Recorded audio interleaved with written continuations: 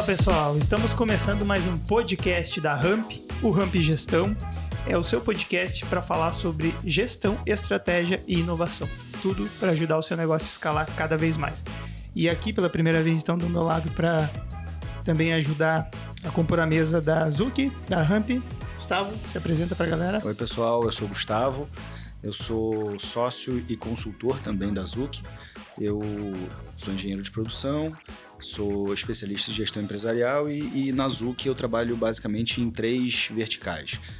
Trabalho fazendo projetos de planejamento por direcionamento estratégico, projetos de gestão produtiva, que mais voltados ao chão de fábrica, e hoje estou bastante focado na parte de mergers and acquisitions, que é basicamente venda de empresas, né? A gente trabalha mais do lado de quem vende, então a gente prepara a empresa e essa é uma das minhas atribuições aí.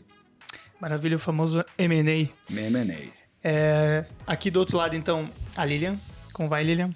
Bem, e você, Johnny? E aí, Lilian, apresenta quem que é a nossa convidada ilustre. Hoje nós temos a honra, né, de participar de um podcast hoje com a Helenice Bueno. A Nice, né? Posso te chamar assim, né, Com Nice? certeza. Nos conhecemos de longa data, então eu já conheço a história da Nice, vou deixar que ela mesma fale um pouquinho sobre ela. É advogada, é especialista em Direito e Tecnologia, e sobre as especializações, fala um pouquinho aí, Nice. Então, fico muito feliz com o convite de vocês para estar aqui, já acompanho o podcast, então é muito legal poder participar e contribuir de alguma forma para quem acompanha como eu acompanho, né? Eu sou advogada há 14 anos, apesar da minha cara assim de jovem, e trabalho com direito e tecnologia, então uma parte que a gente conhece, né, comumente como direito digital. Tenho certificação internacional pela Associação dos Profissionais de Privacidade e Informação, que é o IAPP. Então, essas certificações nos dão assim, mais suporte para estar junto às empresas, dando um planejamento mais em nível internacional, né? Então, é bem interessante. Maravilha. E aí, Lilian, vamos começar por qual tema aí? São temas bem quentes aí, né? Bem novos. Eu me lembro que faz pouco tempo que eu sou desenvolvedor, né? Então, alguns sistemas que eu trabalhava começaram a ter que se adaptar a toda essa questão de LGPD, questão digital e de deixar o usuário com mais controle sobre seus próprios dados, né? Então, a gente vai falar sobre isso, sobre LGPD, e vai começar por qual? Qual é o tema mais quente da vez aí? Nós vamos começar por crimes digitais.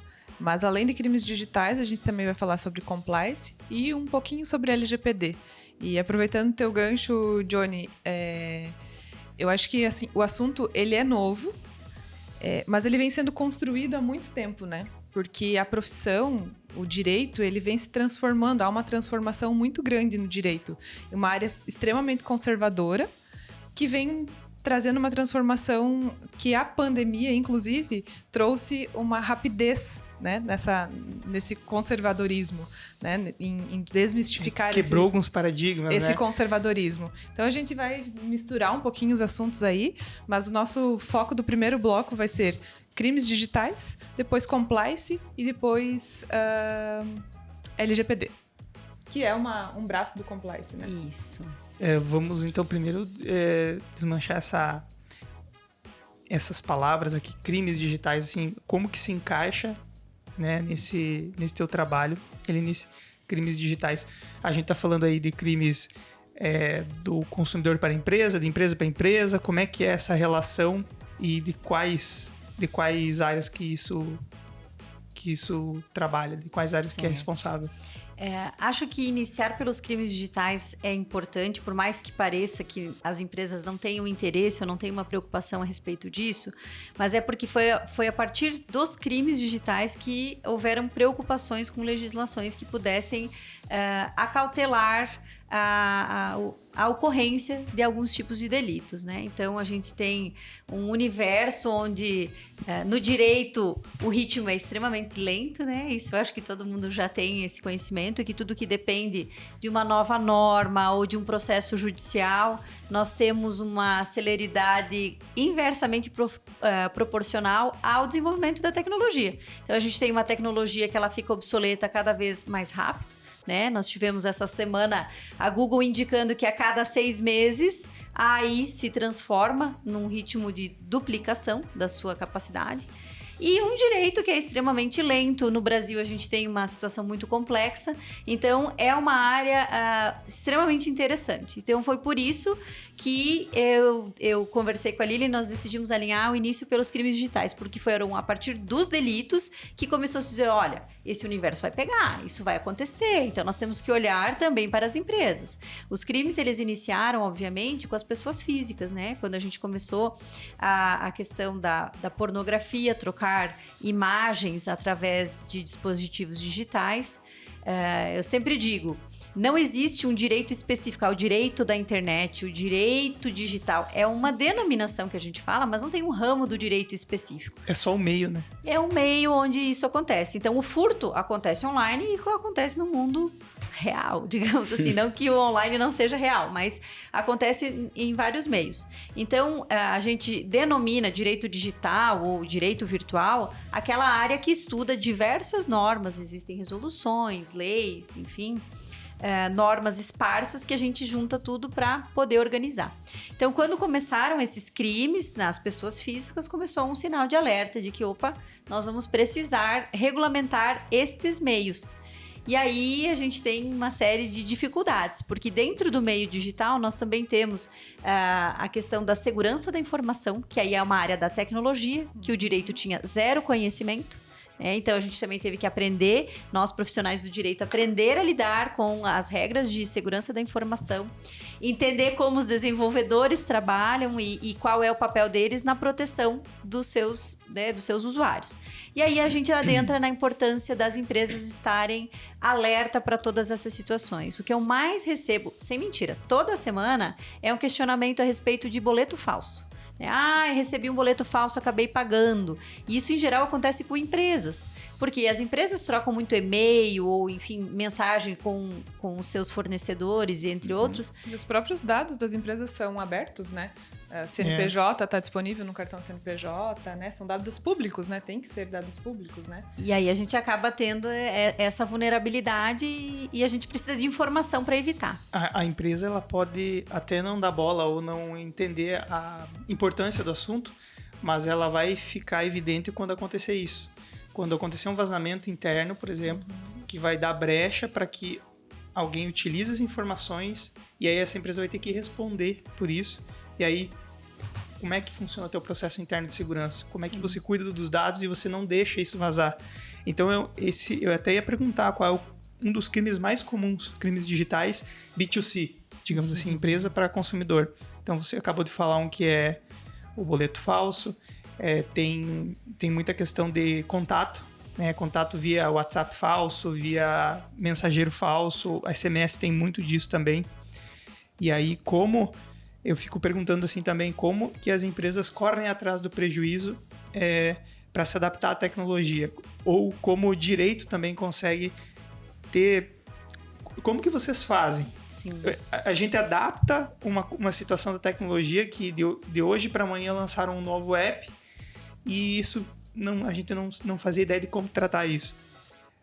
Acontece uma adaptação ou a lei ela tem maneiras de ir se incrementando e melhorando e qual é a velocidade disso? Fico me perguntando porque tecnologia é velocidade 1000, né? E a legislação ela precisa de leis para inclusive incrementar ela, né? A lei tem uma lei para mudar a lei. Sim. Então ela já é burocrática por natureza. Então qual é essa velocidade assim? Sim, para que a gente chegue nessa resposta, é importante a gente entender que dentro do direito digital, denominando assim, então, nós temos inúmeras formas da empresa ser responsabilizada por algo que possa ter partido dela ou cautelas que ela não tomou. Então, pode ser uma responsabilidade civil, que aí é mais no nível de indenização, de pagamento, né, de remunerar um prejuízo que foi causado. E tem a questão criminal. Então, são duas distintas. A questão criminal tem que ser um fato jurídico, né? Um ato que está descrito lá no Código Penal ou em alguma lei penal que tem uma imputação de uma pena. Se não for isso, não é um crime, a gente está falando de uma responsabilidade civil indenizatória. Então, na questão, por exemplo, do boleto falso, a empresa ela não vai responder por um crime, porque ela também é uma vítima, né? Vamos supor assim que o meu cliente recebeu um boleto falso. E aí ele vem cobrar de mim, olha, vocês que me mandaram. Não, ó, o endereço aqui não é o nosso, enfim, você não tomou as cautelas, mas civilmente eu posso ser demandado. Por quê? Porque eu não orientei o meu cliente ou eu mandei de uma forma insegura para ele informações que acabaram vazando.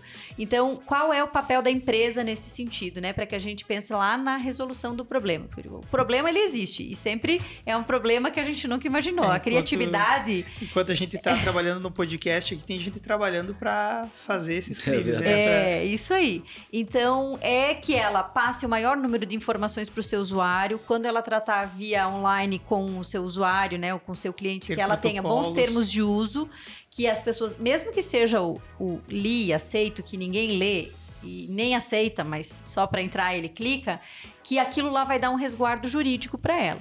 Então, de fato, a gente tem que pensar numa estrutura que aí entra lá no compliance para evitar esse tipo de prejuízo depois.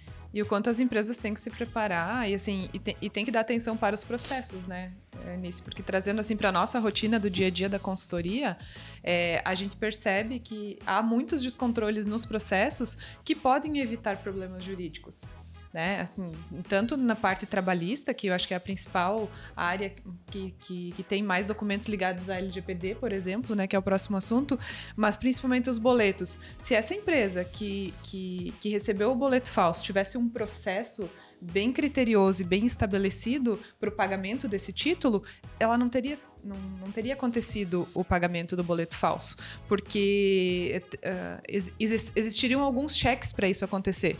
Se a nota fiscal está lançada, se é aquele valor, se eu tenho mesmo essa compra realizada, se foi aprovado pelo meu setor de compras. Então, tem uma série de etapas que, se a empresa tiver organizada, dificilmente o boleto vai ser pago. Ele pode chegar até a empresa, mas ele vai identificar que não. Ela tem que se blindar de dentro para fora, de fora para dentro. Com certeza. São vários flancos de ataque, né? Então, assim, parece uma coisa chata de se falar, mas ela está acontecendo o tempo todo. Sim. E ela tem vários caminhos para acontecer também, né? Perfeito. Então, é por isso que eu acho que é muito, muito importante prestar atenção nisso. Um procedimento padrão para resolver uma situação como essa do boleto falso é você só pagar fornecedor cadastrado. Então, você vai gerar o fornecedor, vai receber a nota, você vai cadastrá-lo. O pagamento vai ser lá naquele cadastro. Então, vai chegar um boleto, não bateu com o cadastro, ele não vai ser pago, ele vai voltar. Então, é um procedimento tão simples que muitas empresas cadastram o fornecedor e pagam um boleto aleatório. Às vezes não é um boleto falso, mas ela paga errado. Tem empresas que cadastram o fornecedor pelo boleto, que é pior ainda. Então, é a falta de um processo, né? Eu ia dizer isso. Ou seja, você resolve tendo um processo bem estabelecido. Se você recebe aquele boleto e confere se aquele fornecedor está no teu banco de dados cadastrado, você paga. Senão você não paga e você minimiza a chance de acontecer um monte, né?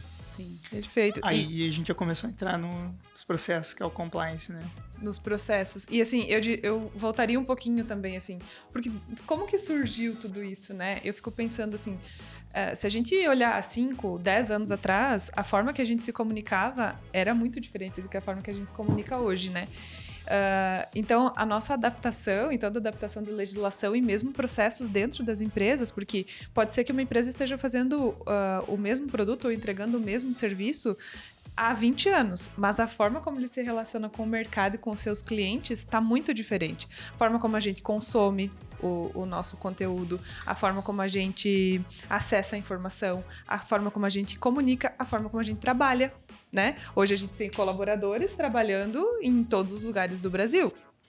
Isso também está diretamente relacionado aos crimes digitais, né? Como que eu controlo esse time todo com acesso à minha informação da empresa em outros locais, né?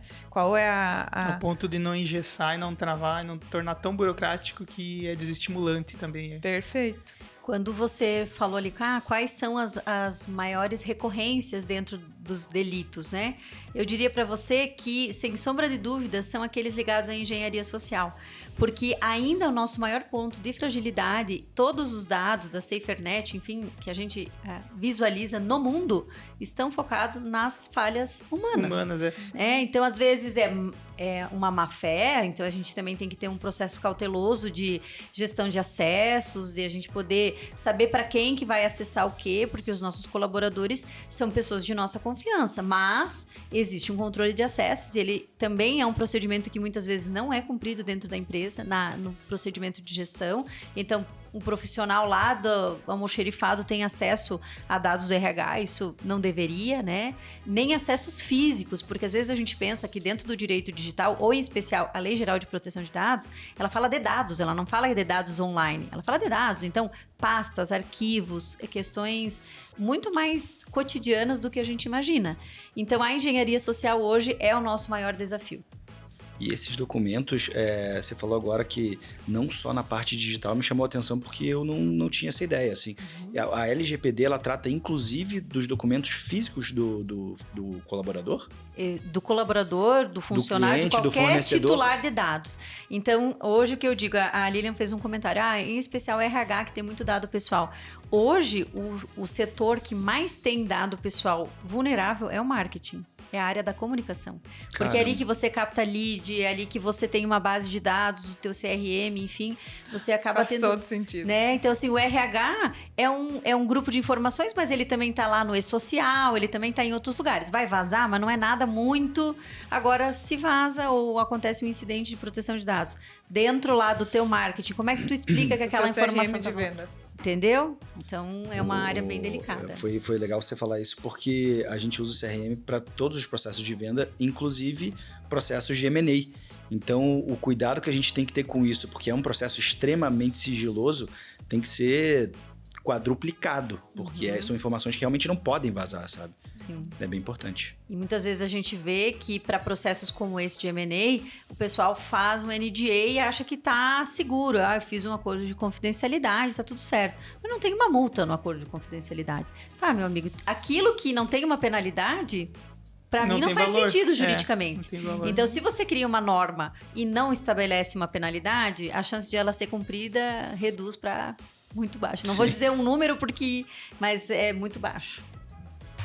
Galera, agora falando então dos processos internos, como a empresa se organiza, se estrutura e cria seus processos, né? Cria seu modus operandi seguro, né? Que é esse compliance. E esse compliance, eu estava conversando em off com a Lilian, ele também tem vários caminhos, né? Existe o compliance do cliente para a empresa, que ele tem que respeitar todos os processos. Existe o compliance que a empresa tem que respeitar perante Banco Central, perante outros órgãos. Então, como a gente pode abordar esse tema e se você puder citar também, Lenice, falhas básicas de compliance assim, das empresas ou que são mais públicas, mais nítidas, assim, que a gente já vê acontecendo mais corriqueiramente. Tu consegue citar para nós? Sim. Só para contextualizar, quando eu fui fazer o meu mestrado em Florianópolis, eu tive acesso a informações e a conhecer pessoas que estavam assim, muito abertas a receber o compliance. Aqui na nossa região de Chapecó, eu tinha muita dificuldade de ir nas empresas e as pessoas acharem que isso era importante. Né? Eles queriam tu ia oferecer teu serviço da advocacia? Eu não tenho ninguém para cobrar, eu não tenho nenhum contrato para executar. Era essa a lógica da advocacia. E aí as pessoas diziam, tá, mas daí tu vai voltar para Chapecó, tu fez teu mestrado aqui na UFSC e agora tu vai voltar para Chapecó. Eu vou, porque é lá que eles precisam, porque eles ainda não entenderam essa importância. E foi a melhor coisa que eu fiz. Então, eu voltei para cá em 2017 e hoje, graças a Deus, as empresas estão alertas para essa importância, que há poucos anos atrás não eram. E principalmente na nossa região, porque tem uma grande quantidade de empresas que trabalham com empresas de capital aberto, né? E as empresas de capital aberto, a exigência de entrada é você aceitar os termos de compliance, né? Eu ia comentar que... Tanto é que 20 anos atrás, mais ou menos, eu trabalhava em multinacionais grandes e existiam áreas inteiras dedicadas ao compliance. Era um departamento dentro da empresa de compliance, assim como a gente tem financeiro, assim como a gente tem o marketing, assim como a gente tem departamentos da operação da empresa, existia um departamento de compliance, com um diretor de compliance. E isso há 20 anos atrás, sabe? Aproximadamente 20 anos atrás, é coisa pra caramba, né? Jovem, né? Hã? Jovem. Super jovem. Começou muito cedo, né? Eu comecei com 10 anos, por aí. Aquilo que eu sempre digo, né? As coisas que já se faziam no passado, só que com um nome mais gourmetizado. Falando em nome, Helenice, se você pudesse então traduzir esse termo para quem muitas vezes até já faz isso dentro da empresa, mas não sabia que se chamava compliance. Sim. O que é o compliance resumidamente, assim? Eu gosto de falar bem didaticamente, porque as pessoas precisam entender do que acontece. Se eu vou lá na empresa e fico falando em termos, porque dentro do direito e tecnologia a gente tem muitos termos que são internacionais, né? Mas o compliance nada mais é do que conformidade. É você colocar a tua empresa num nível de conformidade em que, se ela receber uma auditoria ou necessitar assinar um contrato dizendo que ela está conforme, ela não vai ter receio de fazer essa assinatura.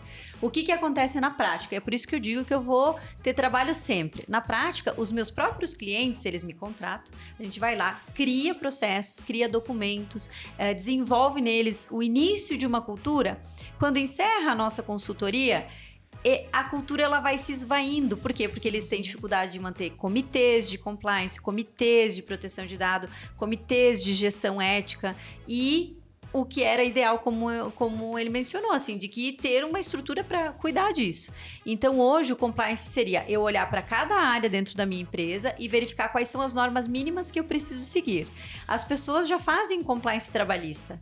Muitas empresas se preocupam muito de não receber demandas trabalhistas, de fazer dentro da contabilidade, tem muito compliance, no financeiro a gente visualiza muito compliance, mas existem áreas que são completamente esquecidas.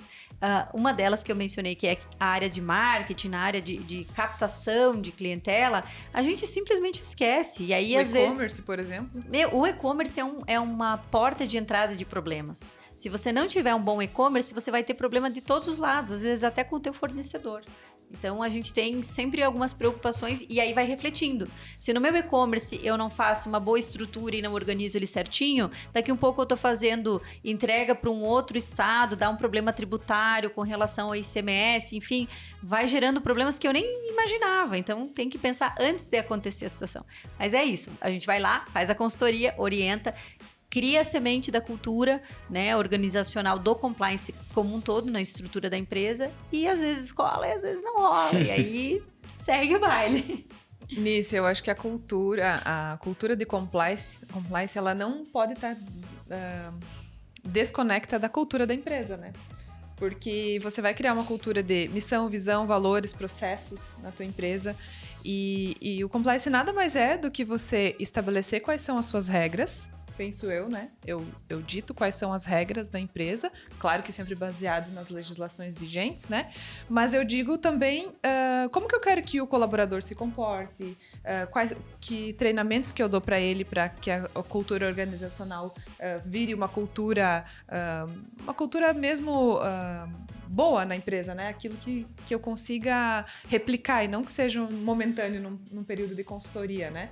Hoje mesmo eu falei com uma ex-cliente que está voltando para a carteira. A cultura é uma coisa que a gente não consegue mudar ou instituir em 6 meses. Cultura é um plantio que você faz em 4, 5 anos e que é um organismo vivo. Você vai, com certeza, sempre fomentando, colocando mais processos, revisando, porque tem coisas que podem dar certo, tem coisas que não podem dar certo, né? Então, eu acho que o compliance está diretamente ligado com cultura, missão, visão, valores. E uma palavra que a gente escuta muito em organizações, principalmente organizações de capital aberto, que é a ética, né? Que mostra a transparência da empresa, mostra aquilo que a empresa realmente tem que demonstrar, provar que está fazendo para, inclusive, trazer investidor, né? Porque pensam... Por que o investidor vai escolher essa empresa para investir, né? Porque ele vai ter uma segurança nesse investimento, né? Então, eu acho que uma empresa que tem compliance, que tem comitês, que organiza, nossa, o valor dela aumenta muito em relação às outras.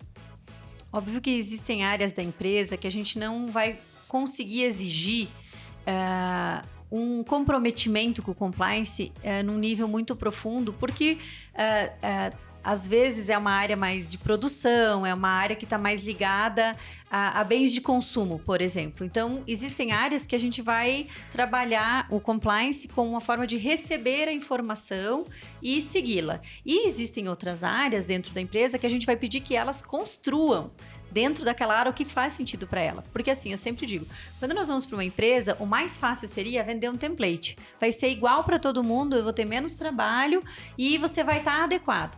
Não é assim que funciona, porque aquela empresa já investiu muitas vezes em outras consultorias, em outros processos de gestão. Ela já tem, como foi mencionado, né? Ela já tem uma certa conformidade que veio de problemas que ela já passou, aprendizados que ela teve, e isso não pode ser ignorado por nós. E aí eu chego lá, eles já têm uma estrutura, eu digo, não, esquece tudo isso, agora tu vai fazer do meu jeitinho. Não. Talvez tenha estrutura, mas a estrutura não está registrada. Não funciona, talvez. Não funciona, ou não tem realmente o registro, assim, porque aculturalmente, na nossa região, principalmente, isso tem mudado muito, eu vejo nas empresas, Gustavo pode me ajudar se eu estiver errada, mas as empresas estão preocupadas em se organizar e não ficar na cabeça das pessoas, de algumas pessoas da organização, o que precisa ser feito, né? E o direito traz muito isso, né? Se não está escrito, não é uma regra, né? Exatamente. Você falou dessa mudança, né? As empresas, antes elas viam o processo, porque toda empresa hoje, ela busca por uma organização à base de processos. Só que quando você vai dizer para essa empresa que o processo precisa estar documentado, depende muito do nível de maturidade dessa empresa, ou assim, trazendo para o nosso mundo de empresas muito familiares, o nível de maturidade desse empresário com relação ao processo.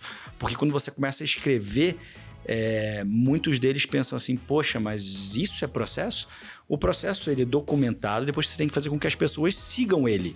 E aí esse eu vejo como o maior desafio da gestão por processo. É você, além de ter ele documentado, fazer com que ele ande na empresa de uma maneira natural, porque aí você consegue dar autonomia para as pessoas trabalharem. Uhum. Na verdade, quando a gente faz aí já um bracinho do compliance, que é a proteção de dados, né, que é dentro da Lei Geral de Proteção de Dados, é a parte que a gente faz um mapeamento dos fluxos, que aí entra exatamente no que o Gustavo falou. A gente tem a ideia de como funciona e a gente pode modular. Olha, talvez por aqui ficaria melhor, aqui você faz assim, aqui tu faz um termo, aqui tu não passa mais por e-mail, Então a gente vai lá e vai corrigir. Mas é importante conhecer o fluxo, porque a partir disso a gente também vai conseguir estabelecer para a empresa qual é o apetite de risco nela em fazer algo que não está conforme. Porque fazer um processo de compliance não é dizer que aquela empresa não faz nada fora da conformidade. É ela ter ciência da onde ela está fazendo fora e se para ela vale a pena correr o risco de manter aquele processo dessa forma. E às vezes vale a pena, sabe? A empresa vai dizer, olha, o meu risco é muito baixo, o impacto se acontecer alguma coisa negativa é baixo também, eu vou seguir dessa forma, certo? Então, é mais assim, dele ter o conhecimento do próprio processo e do risco que ele corre. Às vezes eu vejo assim um empresário que é muito mais inteligente do que eu no sentido do negócio dele. Ele tem aquela empresa há 40 anos. Quem sou eu que vou chegar lá em 180 dias e vou dizer para ele o que ele deve ou não deve fazer? Então, não é o meu papel dizer exatamente o que ele deve fazer ou não. Eu vou dizer, olha, a norma diz que é assim. Você faz assado. Então, as minhas sugestões são essas, né? Para que a gente faça uma implantação e o plano de ação é esse. Se você vai desenvolver ou não vai, a gente fez um mapeamento, te apresentou o risco e etc. E ali a gente também chega numa análise de maturidade. Essa parte dos fornecedores, eu também posso escolher com quem eu vou me relacionar. Então, hoje a gente fala de grandes empresas com capital aberto que elas vão decidir quem é que vai colocar um funcionário dentro do meu pátio, quem é que vai me entregar, quem é que vai circular com a minha mercadoria por aí. Mas isso vai atingir outros níveis. Não vão ser só as empresas grandes e etc, né? Porque começou a fechar o cerco, né? Então, isso é uma coisa que todo mundo tem aberto os olhos, né? Você falou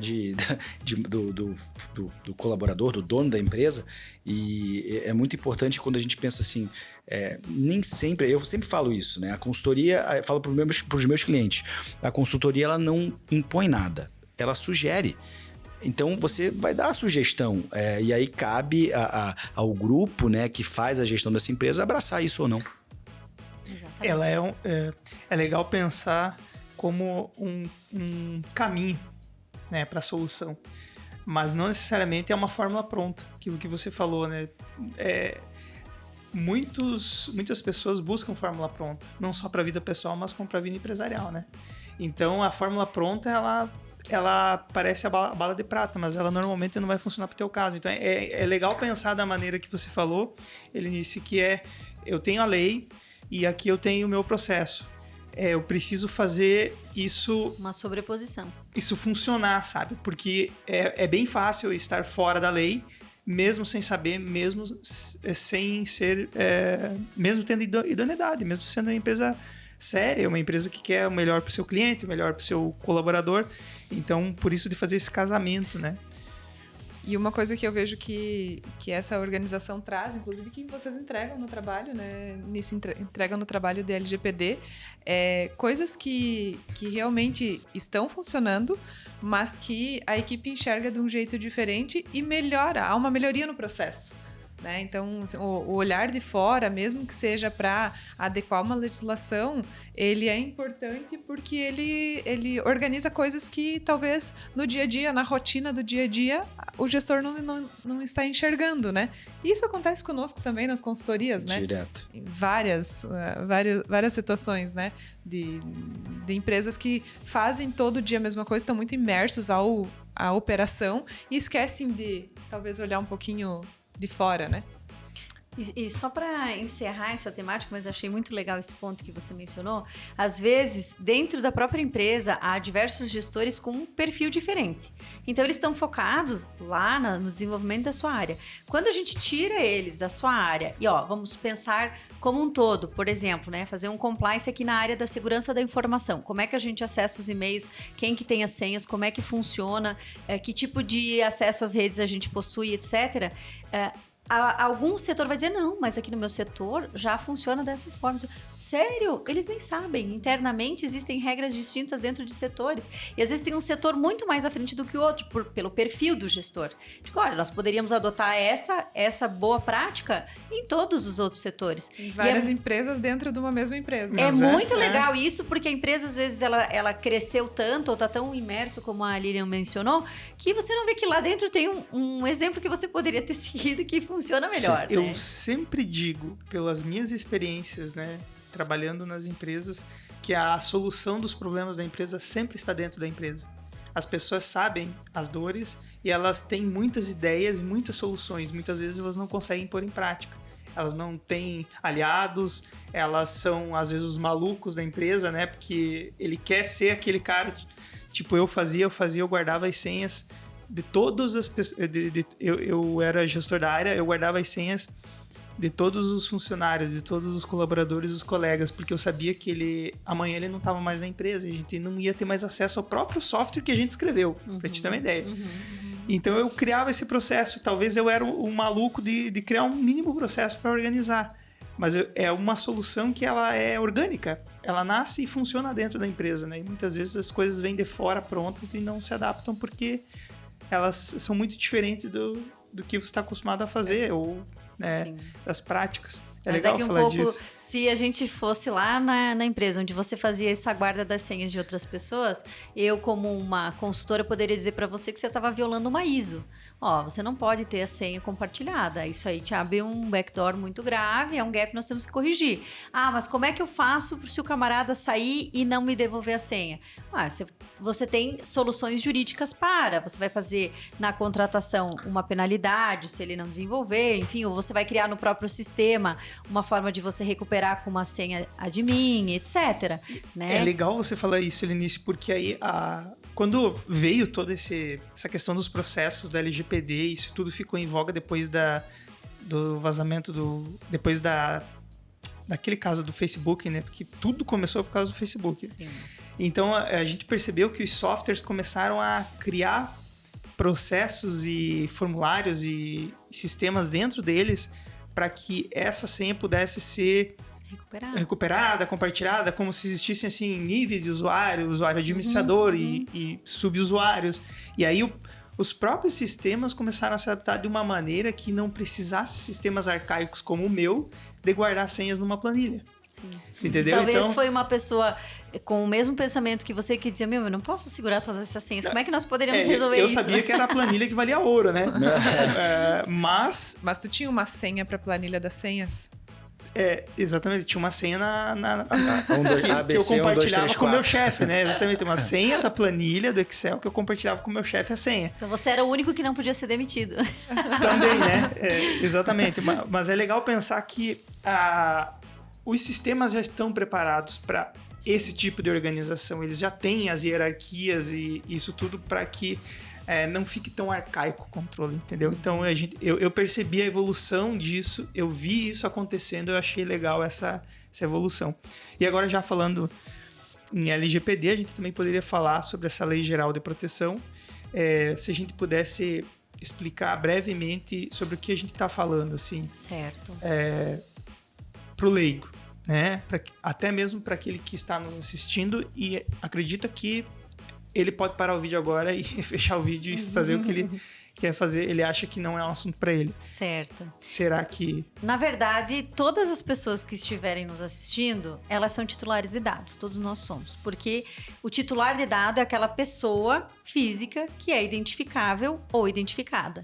Então, se eu tiver qualquer informação a respeito de uma pessoa que me leve a identificá-la, eu estou falando de um titular de dados. Então, a LGPD é para proteger essa pessoa. Então, ninguém pode desligar, porque todos nós temos essa importância.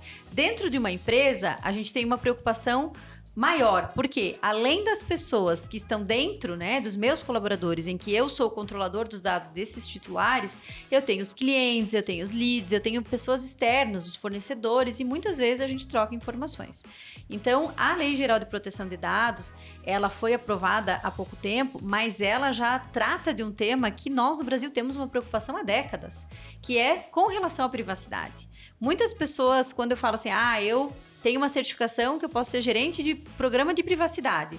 As pessoas acham que é algo íntimo, que é algo privado, mas na verdade essa temática da privacidade, ela também diz respeito aos dados pessoais, tá? Então, quando a gente fala de dado pessoal, não é só nome, CPF, RG. Quando eu falo da biometria, quando eu falo de fotografia, os currículos. Currículo que tem dados de tudo que é lado, e essa pessoa entregou um currículo lá na tua empresa. Tem um monte de dado. Você nem quer aquele dado. Aquele dado caiu lá na tua empresa, mas você tem que fazer alguma coisa com aquela informação. Tem que tratar esse dado, né? E esse é o pior. Na LGPD, tudo que tu faz é tratamento. E é o tratamento que é regulamentado pela lei. Quando ela foi aprovada, então depois de muitos enforcements que aconteceram dentro do Poder Legislativo, inclusive por empresas que queriam a regulamentação do uso para poder usar, francamente, essas informações, veio para dizer assim, olha, você pode usar essas informações desde que... Então não é proibido usar o dado. Só que você tem que dizer por quanto tempo, para qual finalidade, de que forma que você vai fazer isso. E aí a gente cria dentro do processo de adequação da empresa todo esse fluxo, que na verdade ele já existe basicamente. O que não existe em geral? Você nunca exclui dado nenhum. Você não tem um período de guarda. Você guarda e o teu banco só cresce, ele só cresce. Às vezes a gente chega numa empresa e ela tem dado de 40 anos. Ela tem um telefone lá que é 722, nem é mais assim que a gente numera os telefones aqui. O endereço, lá já destruíram aquele endereço, já tem um prédio. E aí eu digo, por que você tem uma planilha com tantos dados que você não usa? Você não manda nem feliz aniversário, né? Tem a data de nascimento da pessoa, você não faz nada com esse dado.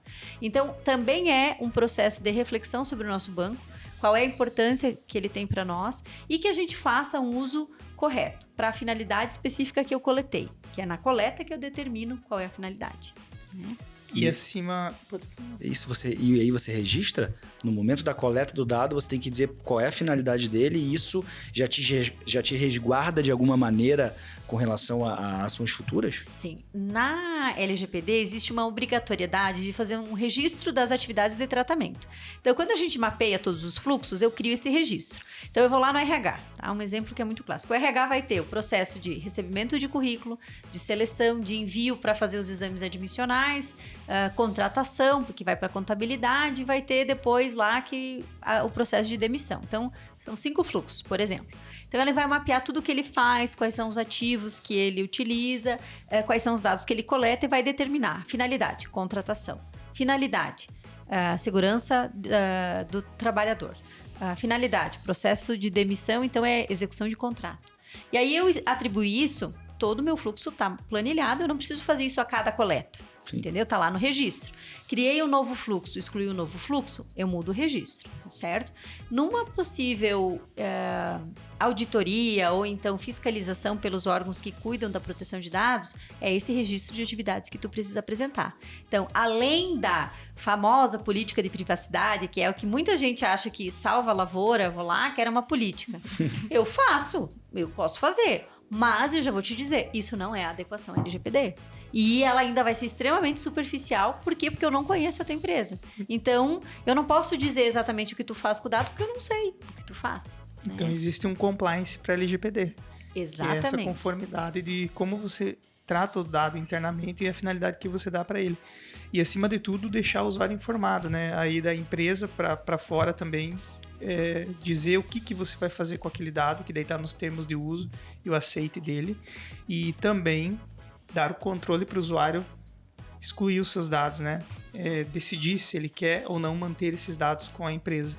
Isso também entra na questão da LGPD, que já é mais questão de direitos do usuário, né? Sobre sua própria informação. Dentro da Lei Geral de Proteção de Dados, a gente tem 10 possibilidades jurídicas de manter o dado. Então, são 10 bases legais que nós chamamos. Então, a execução de contrato, uma obrigação legal, ou para proteção da saúde. Enfim, eu tenho lá o legítimo interesse, que é muito conhecido, ou o consentimento, que é também bastante conhecido. Então, dados de saúde, dados de criança e adolescente exige o consentimento. Então, tem essas 10 bases que são importantíssimas e tem também os direitos do titular. E os direitos do titular têm que ser resguardados, porém, eu não posso exercer eles de qualquer forma. Então, por exemplo, eu fiz um contrato com a Zuc, tá? Contratei a consultoria. Lá nesse contrato tem os meus dados. Ela vai contratar, tá? Porque se tá gravado, contratará. Tá, então, o contrato tá pronto ali, Helenice. Tá ali, traz a caneta aqui. Sem dúvida nenhuma, eu não me arrependeria. Mas eu vou lá, faço um contrato com a Azul, que vai ter os meus dados pessoais, porque eu sou o representante legal da minha empresa. Tá? Então, tem lá meus dados pessoais. Depois, eu terminei o contrato e vou lá dizer, viu, Zuki, apaga os meus dados pessoais, eu tenho direito à exclusão. Não é bem assim. O teu direito à exclusão, ele não pode, ele tem que estar vinculado a uma possibilidade jurídica de eu manter ou não aquele dado. Então, o consentimento, sim. Se eu coloquei lá que a base da minha coleta foi o consentimento, ele pode ser revogado a qualquer momento. Tá? Agora, se a minha base é contratual, eu posso ter, e é obrigatório, né? Assim, todo mundo que faz o projeto comigo tem que ter, não necessariamente todas as empresas têm, mas é uma política de exclusão e retenção de dados, onde eu vou dizer, bom, os dados de contratos vão ficar conosco por 10 anos. Os dados de contratos vão ficar... Estabeleceu a regra. Porque daí, quando a pessoa contrata comigo, ela se submete às minhas políticas. E lá na minha política é muito claro que ela vai deixar o dado dela pelo menos 10 anos comigo. Por isso que todas as empresas têm as particularidades. Eu posso, respeitando a legislação, dizer quanto tempo que eu vou deixar o dado guardado ou não. Isso. Uma coisa que eu achei muito legal que você disse, Nisso, assim, as pessoas acham que a LGPD tá ligada só na pessoa física, né? E que, por exemplo, se eu não atendo pessoa física, eu não preciso da LGPD. Mas e as empresas, os CNPJs, eles são formados de quem? Né? Então, toda vez que a Helenice assina um contrato, tem os teus dados lá, né? Toda vez que eu contrato um colaborador, tem o dado dele lá. Então, desmistificar um pouquinho isso, porque as pessoas vinculam mesmo que a LGPD só está relacionada a CPF. Sim. Né? Muitas empresas que tratam B2B, elas sempre comentam isso. Mas eu não preciso desse serviço porque eu não faço operações com o consumidor final. Mas se você tem pelo menos um sócio e alguém assina o teu contrato, a assinatura é um dado pessoal, porque ela identifica uma pessoa. E além disso, tu deve ter colaborador, tu deve ter pessoas. E tudo onde tem pessoas, eu tenho dados pessoais e, portanto, a LGPD é submetida a mim. Contudo, existem algumas benesses que a lei traz para empresas que lidam com menos dados. Então, tem menos exigências. Por exemplo, a figura do encarregado de dados, ou DPO, que nós chamamos, né, internacionalizamos essa nomenclatura, é uma obrigatoriedade, mas tem algumas empresas que são liberadas de ter essa figura se ela demonstrar alguns critérios, como, por exemplo, que ela não vive de economia de dados, por exemplo. Eu tenho uma dúvida. bem específica com relação a isso. Como a Lilian falou, essa questão do LGPD, ela me parece que veio muito à tona na época da pandemia. Naquela época da pandemia, começou a se falar muito em LGPD. A minha dúvida é, qual é o nível de maturidade das empresas da nossa região com relação à adequação ao LGPD? Nós não temos pesquisas, então tudo que eu vou falar é sobre o meu achismo. A sua opinião. Porque eu gosto muito de métrica. No direito é tudo muito subjetivo. A resposta melhor que o advogado dá, e eu dou muitas vezes, é depende. Por quê? Porque vai depender de muitas variáveis, né? Então, quando eu lido com o LGPD, eu gosto muito de trabalhar com métricas para que a gente possa desenvolver, né, um parâmetro de segurança do que eu vou te dizer. Mas nesse sentido, com certeza, nós temos uma maturidade muito baixa na nossa região. Tá? Em especial pela procura que a gente visualiza quando vem até nós, né? Então a gente atende muita empresa familiar, muitas startups, é um foco bem importante. Por quê? Para que elas consigam pessoas para investir, elas precisam estar com o compliance em dia. E um dos primeiros requisitos é a questão da Lei Geral de Proteção de Dados. Em especial porque a gente tem aqui na nossa região muita startup que é com economia em dados. Então, elas precisam dessa conformidade. Eu acho que essa organização, ela sem dúvida traz um ambiente de negócio mais ético e transparente, né? Com certeza. E qualquer organização, qualquer processo, né?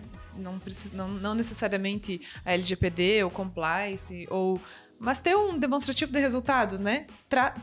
Traz o processo para muito mais transparência para as pessoas. Eu quero abrir cotas para os meus colaboradores participar de lucros, eu preciso ter um processo transparente, eu preciso ter regras para que isso aconteça. É muito importante mesmo as pessoas, e a gente está falando da nossa região aqui, porque a gente vive mais, né, o dia a dia aqui. É muito importante que a gente consiga mesmo passar esse recado para as pessoas, né? Eu acho que o que a gente fala aqui não é uma verdade absoluta, né? Mas é um sentimento que a gente tem de estar nas empresas, de perceber que tem muito ainda para organizar e crescer, né? Essa transparência, ela traz credibilidade. O ambiente de negócio, ele ganha em credibilidade, certamente. A gente foi tanta dúvida, né? Tanta pergunta, tanta curiosidade sobre o tema, que eu gostaria, Lenice, de saber como que o direito acompanha a tecnologia, porque o que eu percebo? Existem muitos modelos de negócios, muitas coisas, muitas novidades hoje em dia, né? Por exemplo, tem várias empresas trabalhando com dinheiro das pessoas, por exemplo, hoje, que estão numa zona cinzenta perante a CVM. Tá? Modelos de negócio, enfim, que tem investimentos. Esse é um exemplo de que a lei não acompanha a tecnologia, é nítido. Como funciona a nossa região? É um polo de tecnologia, tem muitas ideias inovadoras, tem muitos negócios, processos sendo transformados. Como que funciona? A empresa, ela consegue trabalhar sem ter um norte muito claro, ela consegue se apoiar no que já tem e utilizar uma parcela da legislação. Como que funciona nesses casos em que a lei ainda não acompanha a tecnologia? É uma dificuldade? A gente não consegue dizer assim, olha, depois da nossa consultoria você está 100% protegido. Eu acredito que essa frase não existe. Não existe. Mas como que é esse desafio para vocês? É algo muito complexo para nós, porque o que o cliente quer da gente quando a gente vai lá? Ele quer uma segurança. Eu não vou contratar um advogado que vai vir me dar uma consultoria e que ele vai dizer, olha, pode ser que daqui a um mês mude tudo. Mas é isso que eu tenho para dizer em muitas situações. Por quê? Porque, como a gente mencionou lá no início, o desenvolvimento da área da tecnologia como um todo é muito superior à velocidade do que o direito consegue se adaptar. E no direito é assim, acontece o fato e depois vem a norma. E não o inverso. Então, primeiro acontece a mudança social para que o direito venha e ache, não, funcionou, é importante. Uma coisa que eu sempre dou um exemplo. Nós tínhamos um delito que era vinculado à traição, né? Se alguém ia lá e traía o seu cônjuge, era um crime. Até 2005, gente. Tudo bem que agora já faz bastante tempo, 2005. Mas me parece, meu Deus, em 2005 ainda isso era considerado crime. Mas foi abolido do Código Penal em 2005. Por quê? Porque ninguém fazia BO de corno. Então aí a legislação foi lá e se adaptou, entendeu? E é assim que funciona dentro da tecnologia também.